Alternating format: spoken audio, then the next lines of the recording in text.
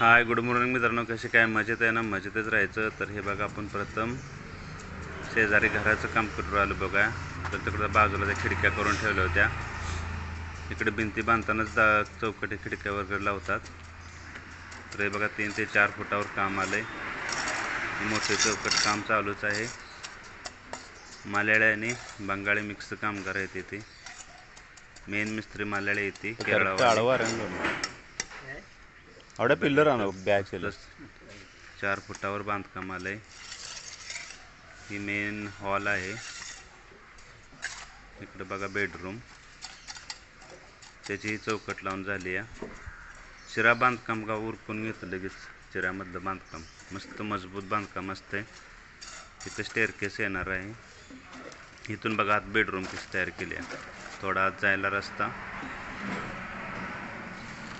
ही kitchen आहे. Kitchen आणि work area. आणि इकडे बघा बेडरूम कशी केलेले आहे. इथे बेडरूम आणि आत जाऊन ते बघा पाणी भरतंय हिंदीवाला. ती बाथरूम आहे. तर एका कोपऱ्यात अशी ही बेडरूम आहे मागच्या बाजूला. इकडच्या कोपऱ्यात आहे ते किचन वर्क एरिया.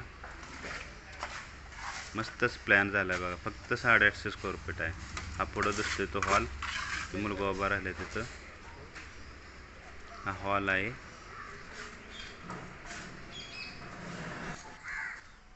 चला, शोभा काय करते बघा. शोभा काय करते का?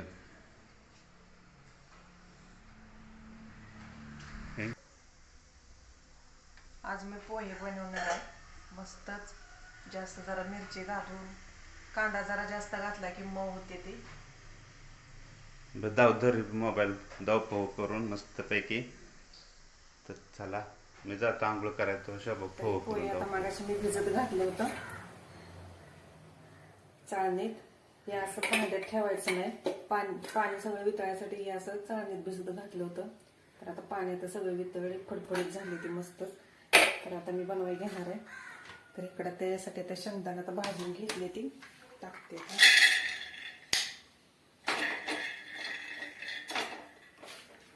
तर इकडं आता कांदा, मिरची, कोथिंबीर घेतली आहे.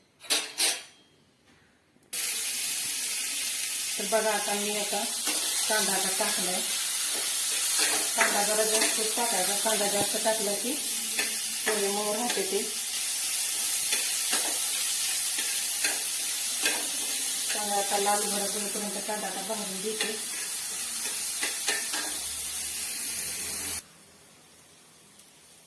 तर कांदा आता चांगला भाजून घेतलाय. शेंगदाणे पण टाकले, ती मिरची टाकली आहे. सगळे फोडणी आता भाजत आलेले. तर आता हे मस्त पोहे आता फडफडीत झाले, ते निवडून पण घेतले ती. तर आता हे पोहे टाकणार आहे. हळद आता नाही टाकायची. हळद आता वरून आता नंतर टाकणार आहे. मग मस्त पिवळापणा येतो. आता पहिल्यांदा हळद टाकली की काळपटपणा येतो लय. तर आता मी आता हळद टाकून घेते.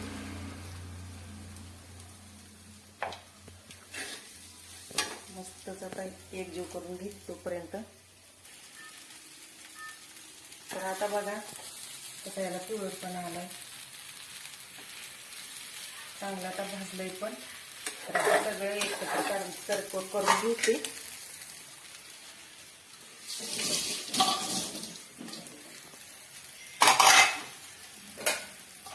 आता झाकून ठेवायचं.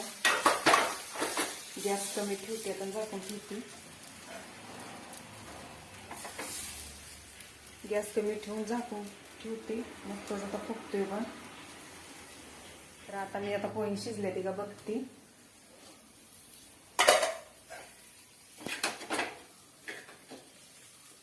मस्तच आता फुल पण आले ते बघा. दिसतंय का तुम्हाला? तर आता वरून आता कोथिंबीर टाकून घेते.